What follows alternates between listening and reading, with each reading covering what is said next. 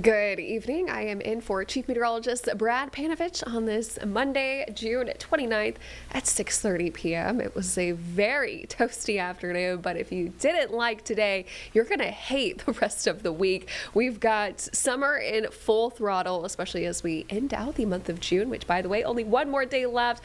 And that first full week of July is going to be an absolute scorcher. I've been trying to come up with different names to describe the heat.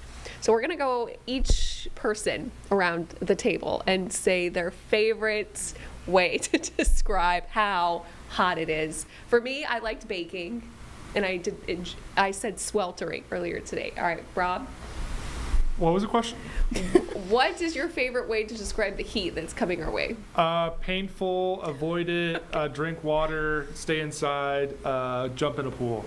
I like painful. That is excruciating. Because it's just not going to go away. Yeah. It's going to start and not go away. Yeah. Okay. Our wonderful weather intern, Rachel. I'm trying to remember what we said when I was in the studio. Was it frying? Rachel was coming up with all of these cooking Frying, sweltering. I haven't had dinner, so I'm hungry. Can I tell?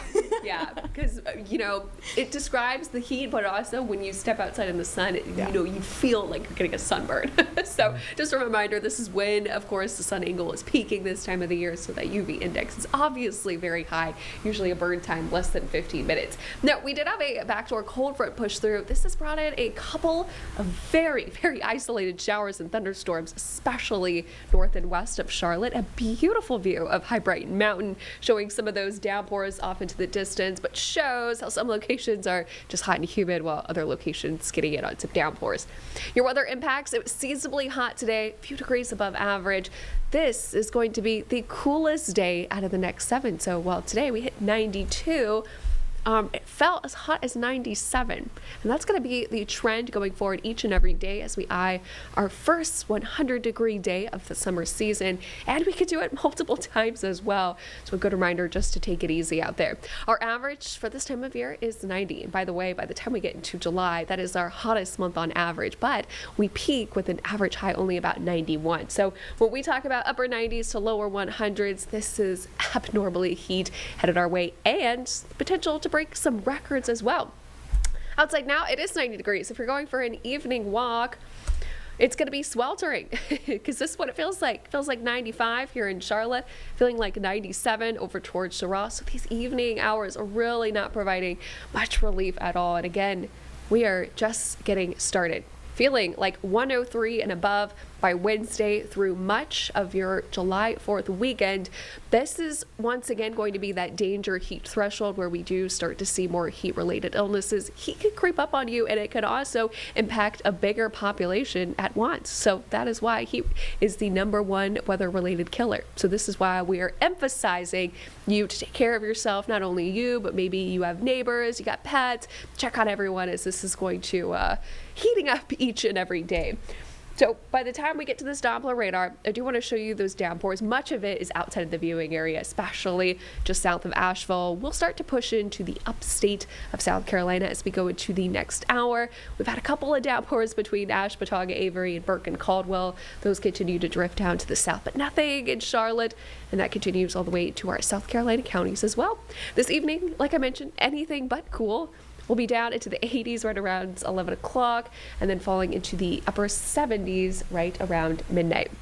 Now, we do have a full moon tonight, something that will break down a little bit more in just a few minutes, but it does peak right around 7:56, and we've got great viewing conditions as well. We've got some clouds mixing in, but overall, I do think that coverage should be nice going into this evening, and tonight it will appear full as well. So here is what's headed our way. I do want to show you where this surface cold front is down to the south of us, because that is where all of the shower and thunderstorm activity has been, and it has brought a couple of severe thunderstorm warnings, again, especially in the locations that I just mentioned. Upstate South Carolina, quarter-sized hail, damaging winds. We do still technically have that threat over the coming hours, but much of that is still alongside that front, so it's further towards the west. Doppler radar, you can see those 2 severe thunderstorm warnings outside of the viewing area. Everywhere else pretty dry and hot. And hey, that's going to be the trend over the coming days. Each and every day warmer than the last. By Tuesday, middle 90s. So that's 2 degrees above what we did for today. And then here comes Wednesday, upper 90s, and then lower 100s, not just for one day, but the potential to hit that 3 times in a row. Now, this is when we start to get more into that major to extreme heat impacts. Of course, as we get closer to that July 4th holiday, so many people out and about, so many outdoor events to do. So just a reminder, hydrate even when you're not thirsty, and just take it easy out there. Lots of SPF as well and lots of shade. Now, Charlotte averages 1 100-degree day each summer. The most ever was 9, most recently back in 1986 and in 1952. These records go all the way back to 1878. Now, this is why we say, yes, July, of course, is hot and it's summer. Yes, we're going to see temperatures in the upper 90s to lower 100s, but doing it 3 times, that's when it gets a little bit abnormal and near record high temperatures. That does give you an idea of how hot it actually is going to be getting. So Wednesday, I don't think we're going to hit that record, but Thursday, Friday, even into Saturday, will be very close to it. Friday, I'd say especially on record watch. That standing record is 99 back in 1931. We are forecasting to do 102, which, by the way, if we do hit that, we would break a century-long record. Heat dome setup is what we've got across the eastern portion of the United States. That means at the center of the dome, it prevents storm development because you got a lot of sinking air. What we are going to be watching for on the northern edge of that ridge, some shower and thunderstorm development may eventually work to bring us some rain chances going into the weekend. But right now, Saturday is trending lower but hotter. And then your Sunday, next best chance for a couple of showers and thunderstorms. So hot and dry is going to be more of the name and game. A preview of your July 4th. Well, 101 is what we've got for a forecasted high, but again, not even factoring the humidity. It's going to be feeling a lot hotter than that. So a quick preview at your 7-day forecast. Weather impact alert for dangerous heat that will be settling in. Upper 90s to lower 100s. And coming up, I'll have Tim Buckley join me and we'll discuss all things heat.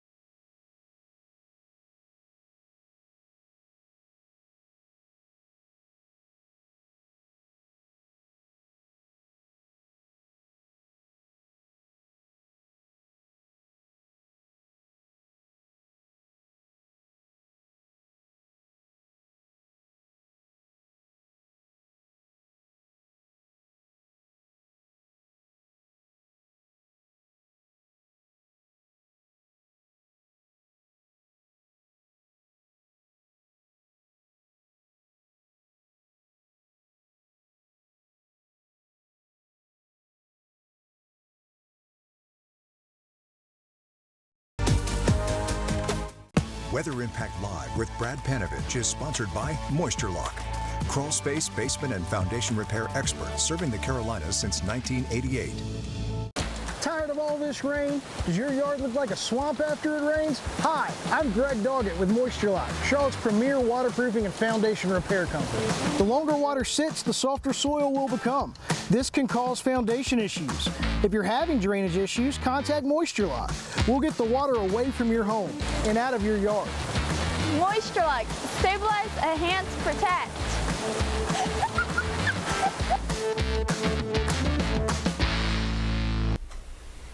All right, good Monday evening, everyone. I am joined by Chief Meteorologist at WFMY, Tim Buckley.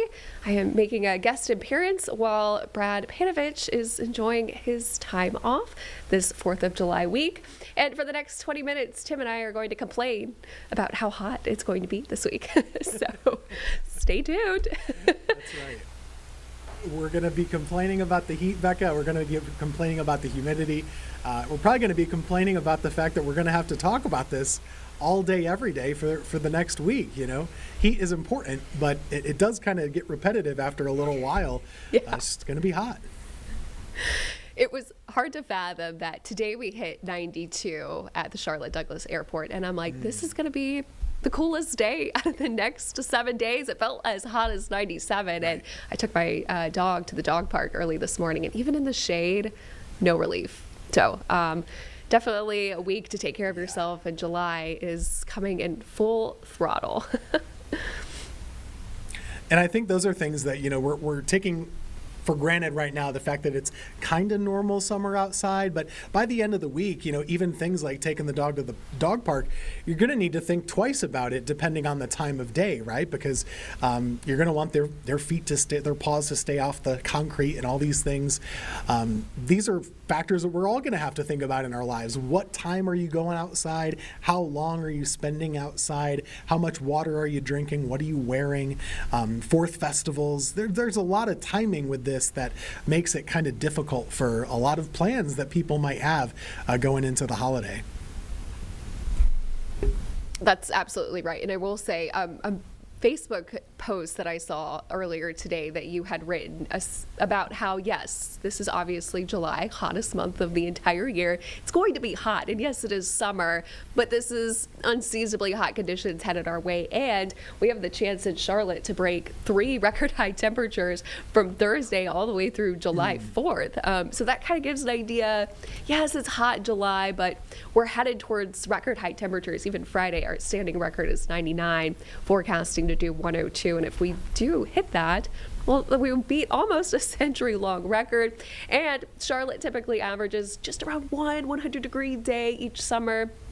And we have the chance to do it 3 times in a row. So yes, people in the comments saying, oh, it's summer, it always gets this hot. Well, it is a little bit unseasonably hot for this time of year, certainly. And I think that's the perception. And, you know, Brad talked about this so well last week, just the fact that it snows more often than it's 100 degrees. So that just goes to show you it doesn't happen all the time. In fact, it's pretty rare. For us up here, Bekah, our return time for 100 degrees is about once every 3 years. And we haven't even done it, though, oddly enough, since 2012. So it's been a really long time for us. But just like you guys, Thursday, Friday, Saturday, all of our records are within reach there. So we have a pretty decent chance to, you know, make some history out of this heat wave, like it or not.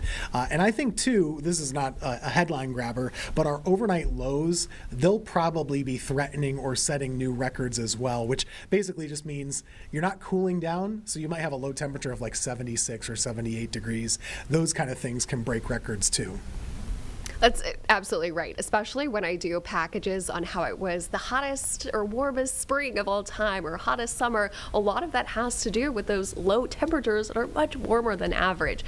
So yes, it does take into account, of course, the highs and lows, but a lot of the culprit is really due to those low temperatures, which is hard for especially the AC companies because there's not much cooling overnight. In fact, I don't know if you saw, but Duke Energy was asking people to set their thermostat this week at 78 degrees. And every time I see this, I'm like, it's hard to sell to people to do, but you also don't want to overwhelm the system as well. And it does become challenging, of course, because you see high energy bills and whatnot, but it's hard to actually do that because it's not much relief from the heat when you have a thermostat temperature of 78. Well, if you want to talk about a real impact, I mean, we hope it doesn't happen, but the reason they ask folks to conserve is to make sure they have enough power to go around. Almost always they do, but you know, what if the power grid doesn't have enough to go around? The thing that comes to my mind is several years ago, I can't remember how many, 2, 3, 4. It was around Christmas, and we were so cold on that Christmas Eve. It got down to like 5 degrees for some, close to 0 for others. And there was so much energy demand on the grid that there had to be some like strategic power outages, right? Because they basically didn't have enough to go around. So that's why they ask us to conserve, and we certainly hope that helps. But we really want that air conditioning. There's something about it that it's going to keep you cool. It's also going to keep you safe. As long as you stay in the AC, you're going to be just fine with this heat wave. But we need it to work. So that's something to keep in mind. That's right, and certainly finding creative ways to stay cool. I know keeping your curtains and your blinds closed during the day certainly helps as well. Right. And of course, have those fans turned on. Now, CNN has a great package talking about extreme heat that can inhibit cognitive functions. We will go ahead and head to that.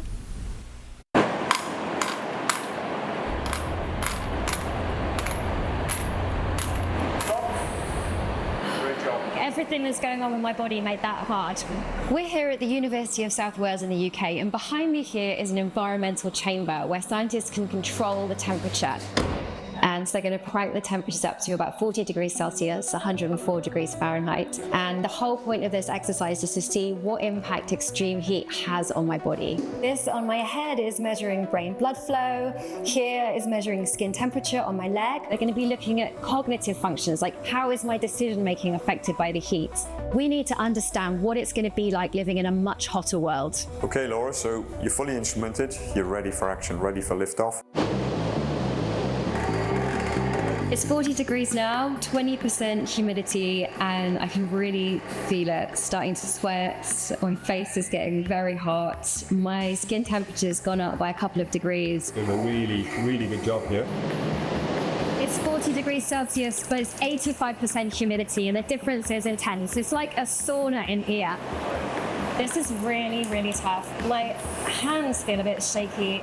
Everything feels tiring. Even breathing feels weird. Stop. Great job. Thank you. Mission accomplished, so it's not easy. Now, you've got a markedly depressed increase in exercise-induced blood flow to the brain. It's gone from 600 milliliters per minute to 400. That's really significant. Which is huge.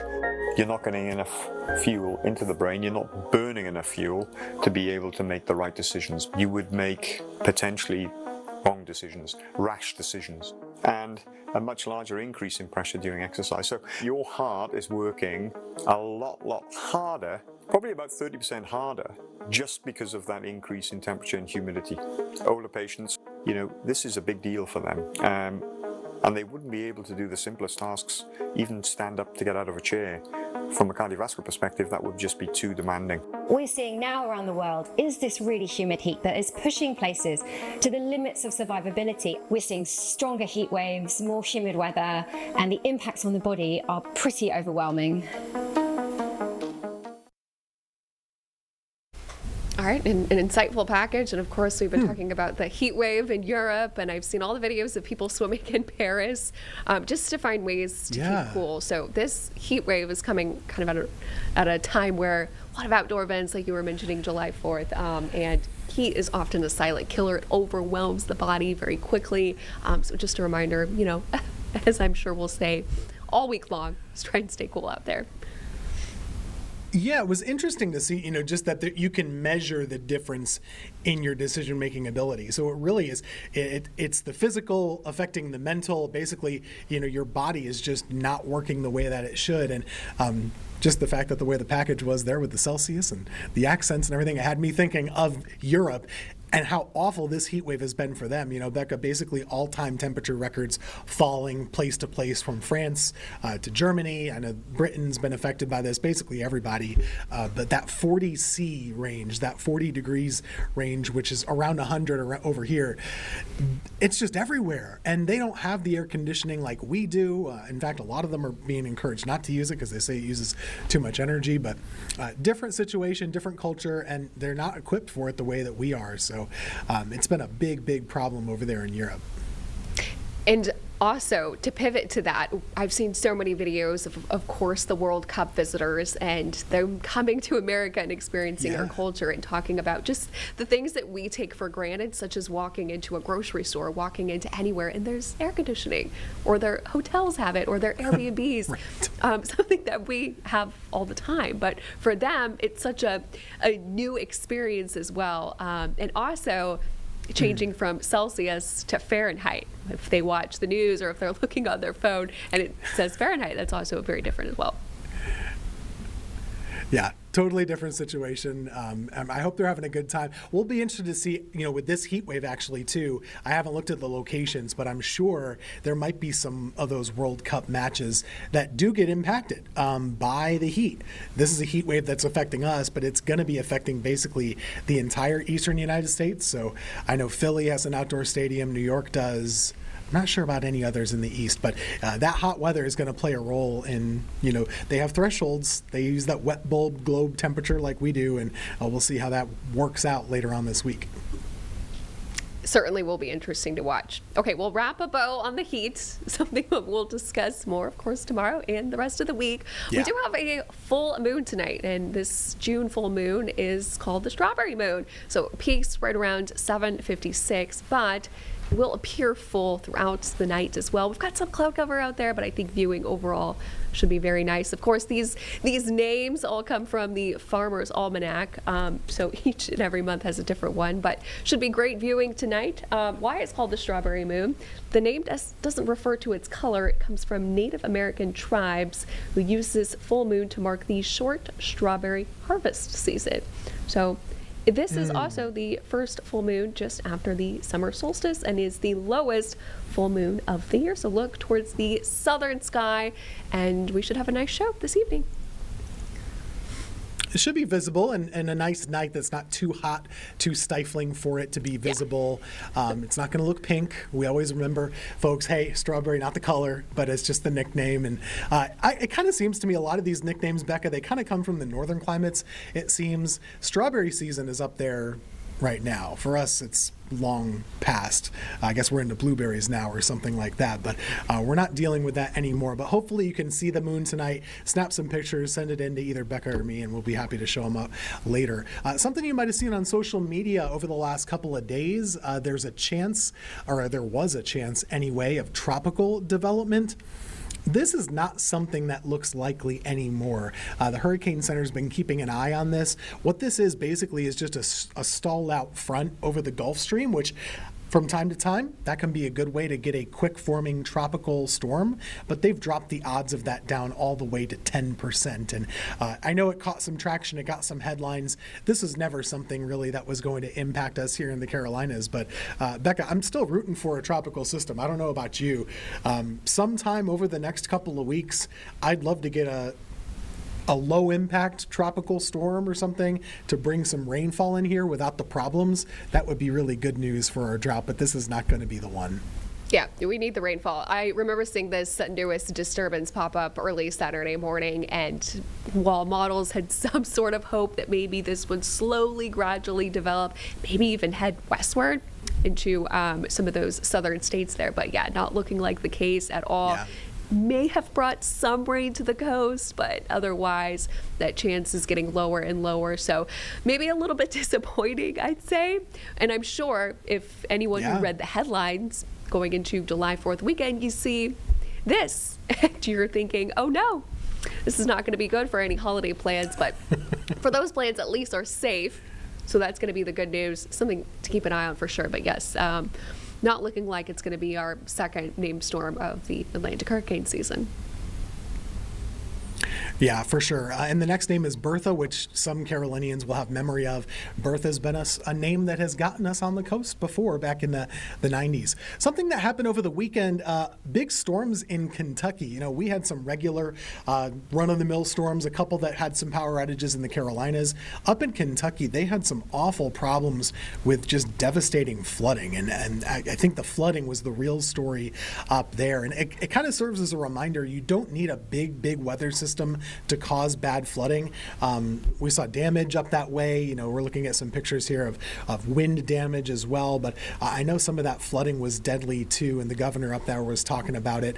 But it's kind of interesting, Bekah, because we didn't have a very active severe weather season in April and in May, but really over just the last couple of weeks, it's been a little bit busier than even those months were.